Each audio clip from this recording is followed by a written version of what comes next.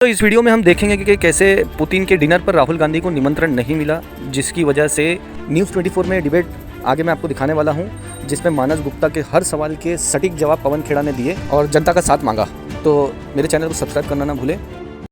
पवन जी आ गए मुस्कुराते हुए, हमेशा की तरह। पवन जी मुस्कुराते मुस्कुराते तीखे तीर चलाने के लिए जाने जाते हैं। पवन जी, बीजेपी कह रही है राहुल गांधी बड़े बड़े मौकों पे नहीं जाते। 15 अगस्त, 26 जनवरी, राष्ट्रपति के इतने सारे मौके आए, सब जगह बॉयकॉट कर जाते हैं आप। और अब बताइए, पुतिन के डिनर में नहीं बुलाया तो उसकी शिकायत कर रहे हैं। मानक जी, आपको पता है कि जब भी खड़गे साहब जो कि लीडर ऑफ ऑपोजिशन राज्यसभा में हैं, या राहुल गांधी जी जो लीडर ऑफ ऑपोजिशन लोकसभा में, जब भी इन्हें बुलाया, वो लाल किले पे बुलाया हो या किसी और स्टेट प्रोग्राम में बुलाया, उनको जानबूझकर बेइज्जत करने की कोशिश की जाती है। 5वीं 6ठी रो में बैठाया जाएगा, कोई बात नहीं, आप करिए। अगर वो नहीं गए तो इसका मतलब आप बुलाएंगे नहीं, आप परंपराओं को तोड़ देंगे। खैर, परंपराओं का पालन करने की उम्मीद अब इनसे रखनी बेकार है।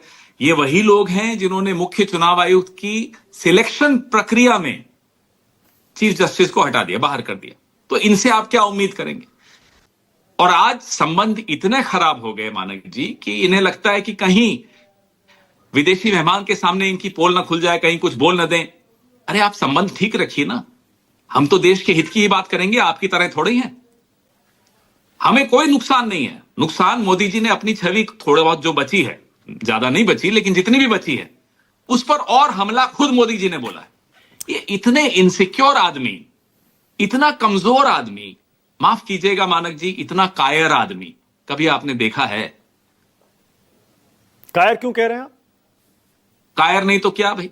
आंखों में आंखें डाल के विपक्ष के नेता को देख नहीं सकता, क्षमता नहीं है। एक कमरे में विपक्ष का नेता भी मौजूद हो तो ये डरते हैं। और कायर क्यों है आप पूछ रहे हैं मानक जी? कभी प्रेस कॉन्फ्रेंस अटेंड किए हैं इनकी खुद की? किए हो तो बताइए।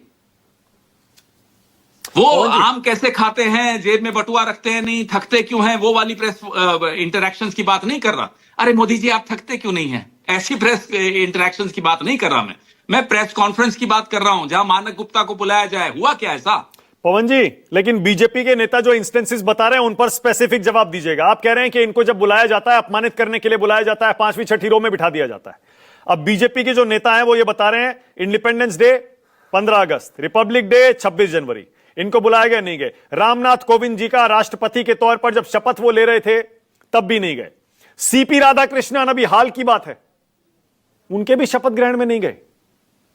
ये क्यों नहीं गए राहुल गांधी, क्यों नहीं जाते? मैं बता रहा हूं, 15 अगस्त और 26 जनवरी के कार्यक्रमों का ही मैंने आपको उदाहरण दिया। हमारे हॉकी के खिलाड़ी, उनके पीछे राहुल गांधी और खड़गे साहब। आप बहुत पुराने पत्रकार हैं, मुझे अच्छी तरह याद है, आपको भी याद होगा, सुषमा स्वराज जी को कहां बैठाया जाता था जब लीडर ऑफ ऑपोजिशन थी वो, या अरुण जेटली जी को हम कहां बैठाते थे जब वो लीडर ऑफ ऑपोजिशन राज्यसभा के थे। आपको अच्छी तरह याद है। तो परंपराएं होती हैं, हमने पूरा सम्मान दिया है। और आज जब वो सम्मान बिल्कुल नहीं देते, तो आप ये मत भूलिए कि लीडर ऑफ ऑपोजिशन भी इस देश की आवाज है। इस देश के 60% वोटर्स की आवाज लीडर ऑफ ऑपोजिशन है। आप सिर्फ 40% लोगों की आवाज हैं, ये भूलिए मत। पवन जी, तो क्या करेंगे? मतलब ये तो रिश्ते इतने खराब हो गए हैं। बताइए, विदेशी नेता आ रहे हैं, रूस के राष्ट्रपति, और हमारे देश में किन मुद्दों पर राजनीति हो रही है। राहुल जी कह रहे हैं मुझे मिलने नहीं देते, मुझे डिनर में नहीं बुलाया। इसकी जिम्मेदारी है सुधारना, हमारी आपकी क्या? जिसकी जिम्मेदारी है वो सुधारे ना, निकले ना अपनी उस कायरता से बाहर। ये एक अंग्रेजी में कहते हैं इंफीरियोरिटी कॉम्प्लेक्स है आपको। कौन अपने आप को विश्वगुरु बना के घूमता है? जब तक आपको मालूम है कि आप चेले भी नहीं हो किसी के, उस लायक भी नहीं हो, आप अपने आप को विश्वगुरु बना के घूम रहे हो। ये इंफीरियोरिटी कॉम्प्लेक्स का बहुत बड़ा उदाहरण है। मैं और आप तो नहीं कहते साहब मैं गुरु हूं। क्यों नहीं कहते? क्योंकि हमें मालूम है हम जैसे हैं वैसे खुश हैं। वंदे मातरम और एसआईआर पर संसद में चर्चा होने वाली है सोमवार, मंगलवार, बुधवार को। राहुल गांधी बोलेंगे पवन जी? हम तो बोलेंगे ही साहब। हम तो वंदे मातरम तब बोलते थे जब वंदे मातरम बोलने पे लाठियां खाते थे। इनकी तरह नहीं है, कायर लोग नहीं है हम तो तब वंदे मातरम बोलते थे। ये अब जब आजादी मिल चुकी, अब आए साहब वंदे मातरम बोलेंगे। वाह, कमाल है। दे दीजिए इन्हें भारत रत्न, दे दीजिए इन्हें परमवीर चक्र। नहीं, मैं ये पूछ रहा पवन जी, क्योंकि अक्सर राहुल गांधी कहते थे और आप भी कहते थे ना, आपके सारे नेता, संसद में राहुल गांधी बोलते हैं तो क्या वो भूकंप आता है, भूचाल आता है? तो सोमवार, मंगलवार, बुधवार को आएगा भूचाल संसद में? ये पूछ रहा हूं। आप देखे जाइए हम तो बोलेंगे हाँ। हमको जो मन की बात हमारे है वो हमारी मन की बात नहीं है। हाँ। इस देश के 60% लोगों के मन की बात है, हम जरूर बोलेंगे। अच्छा, वो हाइड्रोजन बम का क्या हुआ? बिहार के आने बाद ये दीजिए। कह रहे थे कि बिहार पर भी आने कुछ ला रहे हैं दीजिए। पवन जी। अरे साहब, बिहार पे भी आएगा, वाराणसी पर भी आएगा, और आप चलाएंगे, मुझे मालूम है, आप पर भरोसा है मुझे। Okay, all right. यानी कि अभी पवन खेड़ा, क्योंकि जो कांग्रेस के रणनीतिकार हैं, राहुल गांधी के रणनीतिकार हैं, जो क्लोज ग्रुप है उसमें पवन खेड़ा एक इंटेग्रल पार्ट है। पवन जी बता रहे हैं कि अभी इन्वेस्टिगेशन चल रहा है, इंक्वायरी काम चल रहा है, खोद खोद कर सबूत निकाले जा रहे हैं। वोट चोरी के सबूत बिहार में रखेंगे यानी पवन जी? ना केवल बिहार में, जो आज एसआईआर के नाम में बंगाल में हो रहा है, गुजरात में हो रहा है और अन्य राज्यों में करने की कोशिश की जा रही है, वो सब आपके सामने जरूर रखेंगे। इस देश के प्रबुद्ध नागरिकों को भी जागना पड़ेगा, बुद्धिजीवी वर्ग को भी आगे आना पड़ेगा। जैसे आप लोग सब आए थे अन्ना हजारे के साथ हमारे खिलाफ, अब क्यों डरे हुए हो साहब? अब भी निकलिए। अब आपके बगैर हम अकेले अधूरे हैं, ये मैं बता दूं आपको। हमें आपकी जरूरत है, इस देश की जरूरत है। नहीं पवन जी, जैन जी के नाम से तो डरता है नरेंद्र मोदी, लेकिन जो जैन जी नहीं है, बुजुर्ग लोग हैं, बहुत अनुभवी लोग हैं, उनको कहिए सामने आए। पवन जी इतनी कड़वाहट क्यों है, मैं यही पूछ रहा हूं। कड़वाहट नहीं नहीं है रुकिए ना एक साहब, मिनट, ये पवन जी एक हताशा सेकंड, है। पवन जी एक सेकंड। आपने कहा डरता है, जैसे राहुल गांधी बोलते हैं ना डरता है, आप भी वैसी भाषा यूज कर रहे हैं, क्यों हो रहा है पवन जी? इतनी कड़वाहट कहां से आ गई? भाई देखिए, डरते हैं तो बोल सकते हैं। इंग्लिश में बोलूं एक line, respect has to be commanded not demanded. ये क्या कमांड करते हैं रिस्पेक्ट? आज इनको प्रधानमंत्री पद से हटा दीजिए, चलिए मैं इनको बोलता हूं, आपको बुरा लगता है इसलिए। आज नहीं, इनको प्रधानमंत्री पद से हटा दीजिए। सुनिए सुनिए, इनकी परछाई इनकी इज्जत नहीं करेगी, आज आप लिखकर ले लीजिए। ये इस काबिल नहीं है कि इनकी परछाई इनकी इज्जत कर सके, और आप चाहते हैं कि हम इनकी इज्जत करें? इज्जत कमाई है क्या इन्होंने? जो मेरे सामने इस देश के लोकतंत्र की हत्या करता है, मैं उसकी इज्जत करूंगा? क्यों साहब, मैं तो कोई मजबूर नहीं हूं, मैं नहीं करूंगा। डाल दे जेल में, डालना हो तो आपकी मजबूरी होगी, करिए आप इज्जत, मेरी कोई मजबूरी नहीं है, मैं नहीं इज्जत करूंगा। नहीं, जो जनता से चुन के आता है, चाहे वो एलओपी बने, सुनिए लीडर ऑपोजिशन पे चुनकर आए हैं साहब। पवन जी मैं ये कह रहा हूं, चाहे वो एलओपी बने 100 सीट जीतकर, चाहे वो 240 सीट जीतकर एनडीए की सरकार बनाकर पीएम बने, इज्जत तो सबको मिलनी चाहिए पवन जी। जी नहीं, नहीं मिलनी चाहिए, इज्जत कमानी पड़ती है। नेहरू जी ने कमाई थी, आज उनकी इज्जत कर रहे हैं ये लोग, और आप उम्मीद करते हैं हम इनकी इज्जत करें? क्या ये इज्जत के काबिल हैं?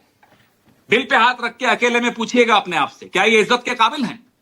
पर जनादेश का ही सम्मान कर सकते हैं पवन जी। जनादेश का सम्मान किया हुआ है तो बैठे हैं ना, क्या हो गया उसमें, कर रहे हैं। और जनादेश के सम्मान के साथ साथ इनकी वोट चोरी का भी खुलासा कर रहे हैं। कहां है ये जनादेश?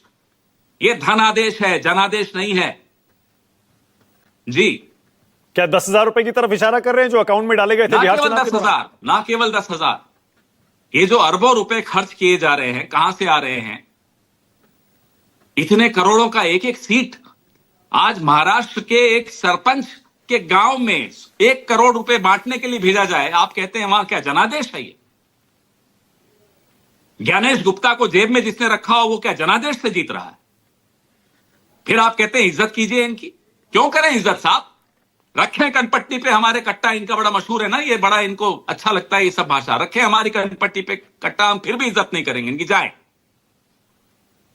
पवन जी फिर तो वही होगा, वो भी आपको क्यों बुलाएंगे?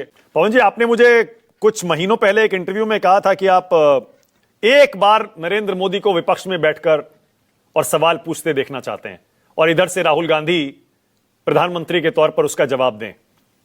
लग नहीं रहा है पवन जी, अभी लग नहीं रहा है कि आपका वो सपना साकार मैं समझ सकता हूं कि क्यों नहीं लग रहा, मैं बताता हूं आपको। हाँ, जो प्रधानमंत्री उस वक्त संसद में नहीं बैठते जब राहुल गांधी भाषण देते हैं, आपको लगता है कि ये विपक्ष में जब होंगे संसद में बैठेंगे भाग लेंगे? ये भगोड़े हैं, ये भाग लेंगे, लिख लीजिए आज आप। लेकिन ये हारेंगे, ये भी लिख लीजिए आप। कितनी चोरी कर लें, इस देश पे भरोसा रखिए। बंगाल में हारेंगे? मुझे मानक गुप्ता पर भरोसा है। हाँ, बंगाल में हारेंगे? बिल्कुल हारेंगे, क्यों नहीं हारेंगे? मतलब ममता बनर्जी जीतेंगी? बिल्कुल जीतेंगी, जिसको भी जीतना है जीतेगा, विपक्ष जीतेगा। छुपी हुई रणनीति क्या है? अब वक्त पे आएगी, सब कुछ सामने वक्त पे आता है।